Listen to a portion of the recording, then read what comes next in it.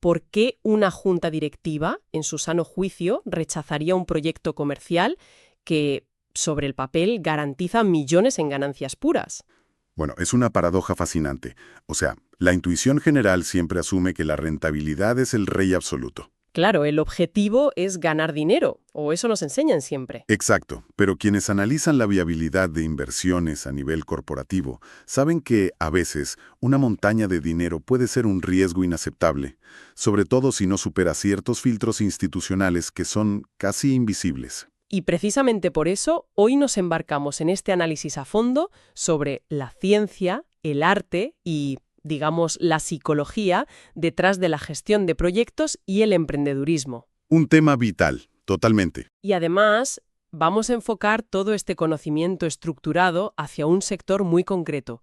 Nuestra exploración de hoy está orientada exclusivamente a la carrera de diseño en comunicación visual, gráfica y digital. Eso es fundamental, porque las dinámicas de un estudio de diseño no son las mismas que las de, no sé, la industria pesada. Exacto, no vamos a hablar de abrir cadenas de restaurantes, sino de cómo una idea creativa se convierte en un estudio rentable. El objetivo aquí para nuestra audiencia es desmitificar ese camino riguroso que recorre una idea de negocio en el mundo de la comunicación visual. Desde que es un simple pensamiento impulsivo, como sugerir abrir una agencia de diseño de interfaces durante una charla de café, hasta que es una realidad operativa. Vamos a desgranar cómo las empresas creativas evitan el desastre financiero mediante unos embudos de certeza. Embudos de certeza, me encanta el término. Pues comencemos por el principio, lo que nuestras fuentes denominan el porqué antes del qué, o sea, la alineación política y la idea inicial. Ahí está la clave. Antes de gastar un solo céntimo en estudios de mercado, esa idea brillante tiene que pasar por el filtro de la identidad institucional. El término técnico es viabilidad política. Que, a ver, en el contexto corporativo esto no tiene nada que ver con partidos políticos, ¿verdad? Nada en absoluto. Se refiere a las políticas internas de la organización. Un proyecto de diseño debe estar en sintonía absoluta con la visión, la misión y los valores de la empresa. Ya, ¿tiene sentido? Existen distintos tipos de inversiones, por ejemplo, de renovación, de expansión, de modernización o inversiones estratégicas.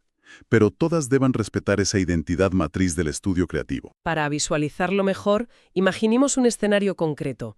Supongamos que tenemos un estudio de comunicación gráfica cuya misión fundacional es ofrecer diseño digital accesible y de impacto social positivo. Un ejemplo perfecto. Si esa es su misión, un proyecto de expansión aceptable, con viabilidad política, sería abrir un nuevo departamento dedicado a crear campañas visuales para organizaciones no gubernamentales. Claro. Eso encaja perfectamente con su filosofía. O, si hablamos de un proyecto de modernización, sería invertir en equipos informáticos de bajo consumo energético o en programas de diseño que faciliten la lectura a personas con problemas de visión. Ambos refuerzan la identidad del estudio. Resulta muy útil plantear una analogía aquí. Es como intentar encajar una pieza de rompecabezas bellísima, bañada en oro, en la caja equivocada. Esa metáfora capta la esencia del problema a la perfección. Ponte a tu pregunta inicial sobre por qué se rechazan proyectos millonarios. Imagina que a este mismo estudio ético se le ofrece un contrato astronómico para diseñar toda la identidad visual de una aplicación de apuestas que fomenta la adicción juvenil. Madre mía, eso sería un choque frontal. Totalmente. Aunque genera ingresos increíbles, el proyecto carece de viabilidad política. Aceptar algo así destruiría la confianza de su público objetivo, generaría rechazo en sus propios diseñadores y desvirtuaría su razón de ser en el mercado. Es un filtro crítico que prioriza la supervivencia de la marca a largo plazo sobre una inyección de dinero rápida. Pero bueno, supongamos que la idea sí pasa ese primer corte y encaja con la filosofía. Ajá, damos el primer paso. ¿Cómo empezamos a probar el agua sin riesgo de ahogarnos financieramente? Porque montar un departamento nuevo de diseño con equipos de última generación cuesta una pasta. Y aquí es donde el material de origen introduce la etapa de la preinversión y el concepto de la reducción sistemática de la incertidumbre. O sea, los proyectos grandes no se ejecutan a lo loco. Se estudian por fases, supongo. Exactamente. El análisis previo a la inversión se diseña para no asumir riesgos innecesarios. Se estructura en 3 niveles de profundidad progresivos. El primer nivel es el nivel de perfil, que es la etapa de la idea. Que, según entiendo por la documentación, es el terreno de la intuición y el juicio común, ¿no? Sí, se fundamenta en la experiencia del director de arte o del equipo directivo, Por ejemplo, plantear la apertura de una rama de diseño de realidad inmersiva, simplemente porque se lee en las noticias que hay un aumento masivo de demanda de esos entornos virtuales.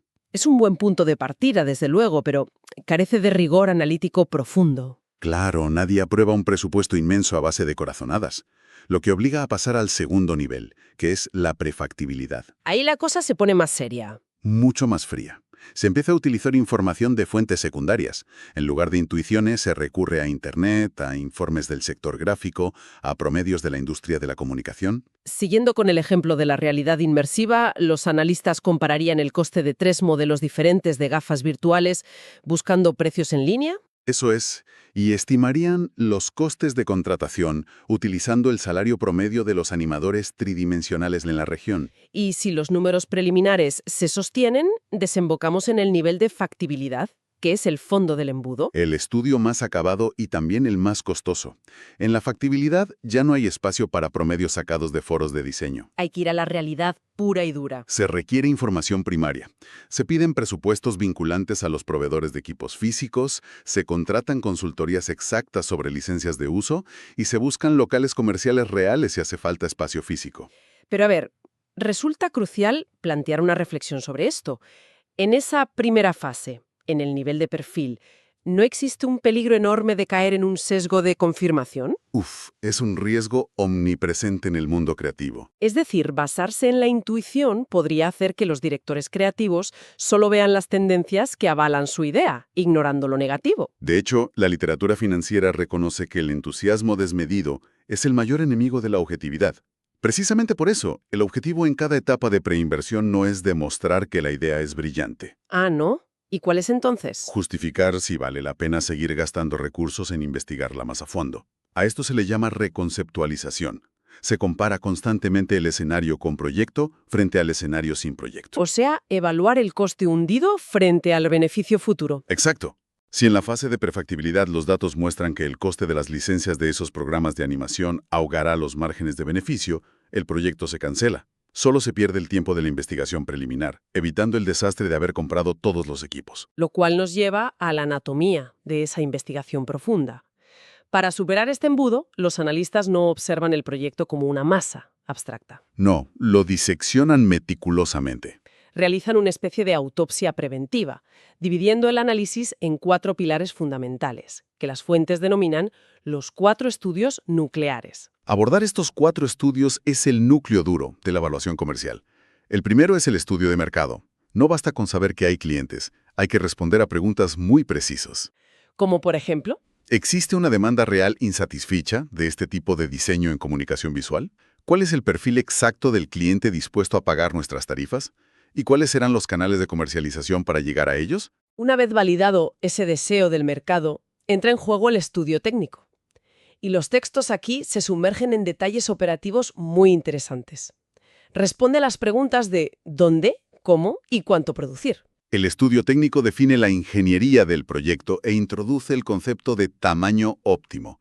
Es vital definir la capacidad instalada máxima de nuestro estudio de diseño. Claro, porque montar una agencia con 50 puestos de trabajo de alta gama, sin tener la demanda asegurada, genera capacidad ociosa. Ordenadores carísimos apagados, licencias pagándose mes a mes sin uso.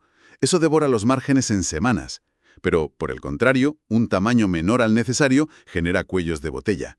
Los diseñadores no dan abasto y se pierde a los clientes por retrasos en las entregas. Llama poderosamente la atención cómo las fuentes abordan la macrolocalización y microlocalización mediante herramientas cuantitativas. Detallan el método de factores ponderados de Brown y Gibson. Un método interesantísimo. A primera vista, transformar decisiones de dónde poner un estudio de diseño en fórmulas matemáticas parece un intento de mecanizar algo muy humano, pero su aplicación es brillante. Es fundamental porque elimina esa subjetividad paralizante. Las decisiones de ubicación suelen estar plagadas de sesgos personales, del tipo, me gusta más esta ciudad porque hay buen clima. Ya, el típico capricho del director. Exacto. Este método combina factores objetivos medibles en moneda como el coste del alquiler de oficinas o los incentivos fiscales regionales, con factores subjetivos como la disponibilidad de talento creativo local o la calidad de las conexiones de Internet en la zona. Para ilustrarlo en nuestro sector, imaginemos que una gran agencia de publicidad gráfica busca abrir una sede periférica para alojar a todo su equipo de procesado intensivo de imágenes. Al evaluar dónde situar este centro tecnológico, la Junta no se limita a mirar el mapa. Asignan un peso específico a cada factor. Por ejemplo, la infraestructura de telecomunicaciones tiene un peso del 40%. Que es vital para mover archivos gigantes de diseño. Exacto. Luego, la estructura fiscal local tiene un 30% y la disponibilidad de titulados en comunicación digital otro 30%. Puntúan diversas ciudades, multiplican cada puntuación por su peso y el resultado dicta la ubicación óptima. Una lógica puramente analítica. Sin embargo, la ubicación con el mejor resultado matemático puede chocar de frente con el tercer pilar, que es el estudio legal y fiscal. Ahí la cosa se complica. Este nivel analiza el marco de contratación, los permisos de actividad, la ley de protección de datos y, sobre todo en diseño, la propiedad intelectual. Y las fuentes advierten sobre un concepto muy particular, las lagunas legales. Un tema que trae mucha cola. Las lagunas legales son vacíos en la normativa vigente. Un emprendedor sin experiencia podría ver un vacío legal en temas de derechos de autor internacionales como una ventaja para abaratar costes. Usar recursos gráficos de dudosa procedencia legal, por ejemplo. Claro, pero desde la perspectiva de viabilidad, una laguna legal significa discrecionalidad por parte de las autoridades o posibles demandas futuras. Esa incertidumbre dispara el riesgo del proyecto exponencialmente. Te pueden cerrar el chiringuito por una infracción de derechos. Y todo confluye finalmente en el cuarto y último pilar, el estudio financiero y económico. Aquí es donde se traducen los permisos, los salarios de los diseñadores y las encuestas de clientes a una sola moneda. El juez final de todo el proceso. Se estructuran los presupuestos y se evalúan los ingresos. En una agencia de diseño digital, esto significa multiplicar la tarifa promedio por proyecto por la cantidad de encargos esperados, restarle los egresos operativos y ver si hay flujo de caja para pagar los créditos. Lo más interesante de esta autopsia de viabilidad es que estos 4 pilares no operan en el vacío. Las decisiones técnicas y las restricciones legales alteran drásticamente ese flujo de dinero. Podría resumirse el proceso con una analogía. El estudio de mercado representa el deseo, el hambre que tiene el público por nuestro diseño. Ajá, me gusta. El estudio técnico es el músculo, la capacidad real de producir esas campañas gráficas. El estudio legal es la jaula, los barrotes inquebrantables de las leyes de propiedad intelectual y los impuestos. Y finalmente, el estudio financiero actúa como el juez supremo, dictando la sentencia de vida o muerte sobre la agencia tras evaluar el deseo, el músculo y la jaula. Es una síntesis rigurosa y muy gráfica. El estudio financiero consolida todas esas tensiones entre los departamentos. Pero surge una pregunta inevitable. ¿Cómo logran los equipos directivos equilibrar fuerzas que son diametralmente opuestas? A ver, ponme un ejemplo. Volviendo a la ubicación de la agencia, ¿qué ocurre si el estudio técnico determina que una ciudad concreta es perfecta por su infraestructura digital, pero el estudio fiscal advierte que los impuestos a los servicios digitales ahí son paralizantes? ¿Qué disciplina gana ese pulso? Bueno, es que ninguna disciplina gana por pura imposición teórica. El conflicto se resuelve mediante lo que la literatura denomina evaluación económica integral. O sea, traduciendo el problema a números. Exactamente. El equipo financiero modela ambos escenarios. Cuantifican el coste monetario de esos impuestos paralizantes y lo comparan con los ahorros en infraestructura que ofrece esa ubicación perfecta. Si el valor económico final sigue siendo superior al de una segunda ubicación alternativa, se elige la primera. Todo se basa en el impacto global sobre el flujo de dinero. Asumamos entonces que los 4 pilares se sostienen. Los jueces dictan sentencia favorable y se da luz verde a la inversión para abrir el nuevo departamento de diseño visual. Cualquiera pensaría que el trabajo más duro ya está hecho. ¿Qué va? Ni muchísimo menos. Los textos dejan muy claro que aquí comienza la verdadera prueba de fuego, que es la realidad operativa y la puesta en marcha. Pasar del papel a la acción requiere una ejecución clínica, casi quirúrgica. Se inyecta la liquidez inicial bajo la supervisión de la dirección de proyectos. Y para que un negocio nazca, se requiere estructurar 3 tipos de inversiones iniciales. Vamos a desglosarlas porque son clave para la supervivencia en el sector gráfico. El primer tipo son los activos fijos. Se refiere a los bienes tangibles sujetos a depreciación. En un estudio de comunicación visual abarcaría las pantallas calibradas, las tabletas gráficas profesionales, los servidores locales o incluso el mobiliario ergonómico de la oficina. Cosas físicas que pierden valor con el tiempo. En segundo lugar, tenemos los activos intangibles. Bienes no físicos que se amortizan a lo largo del tiempo.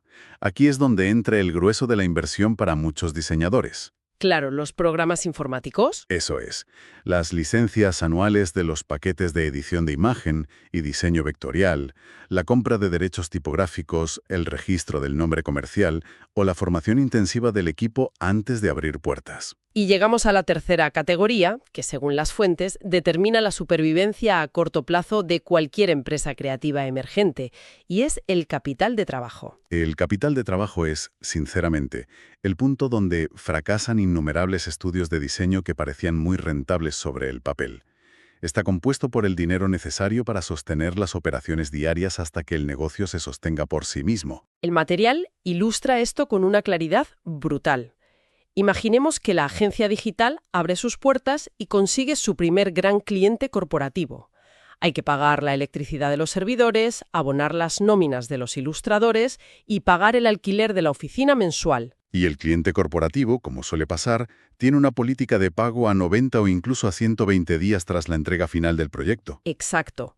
Durante todos esos meses de desfase en los que tú ya has entregado el diseño pero no has cobrado ni un céntimo, el capital de trabajo es el dinero inmovilizado en el banco que permite que los ordenadores sigan encendidos y el equipo siga comiendo. Es equiparable al oxígeno en el tanque de un submarinista.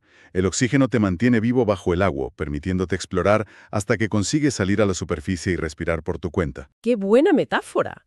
Si un director creativo calcula mal la capacidad de ese tanque de oxígeno inicial, la agencia se ahoga a 1 metro de la superficie, por muy espectacular que fuera la campaña gráfica que estaban diseñando. Y pasa muchísimo. Te pillas los dedos con los pagos y se acabó.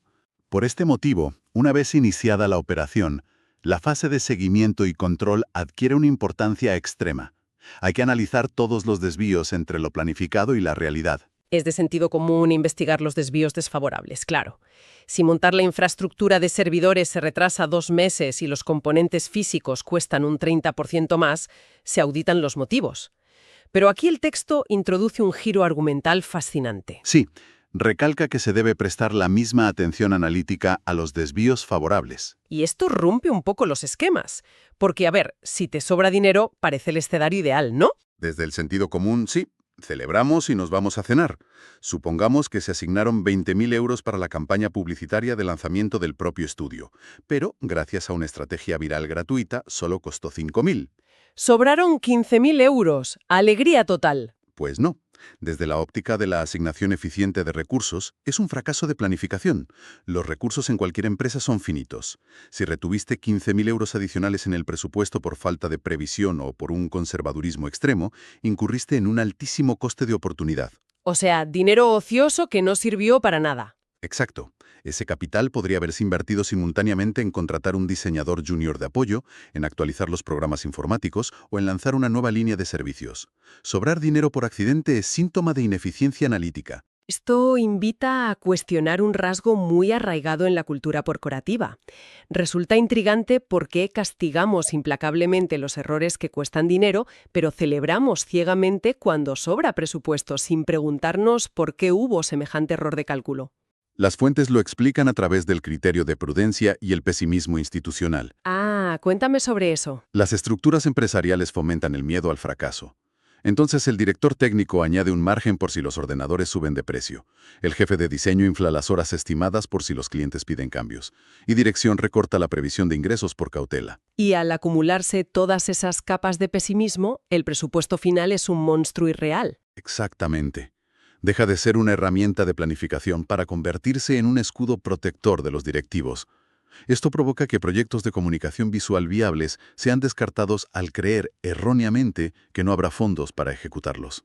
Es una perspectiva que redefine por completo lo que significa evaluar el éxito. Recapitulemos la enorme travesía que hemos recorrido en este análisis.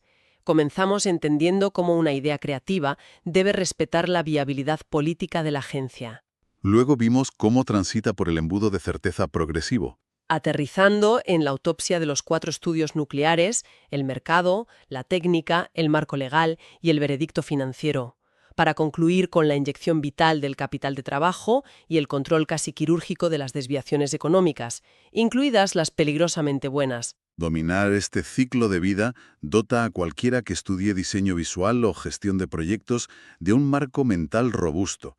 Proporciona herramientas para evitar desastres financieros previsibles y asegura que tirarse a la piscina no dependa jamás de un mero entusiasmo momentáneo. Establece el rigor metodológico frente al simple instinto creativo, que a veces nos pierde.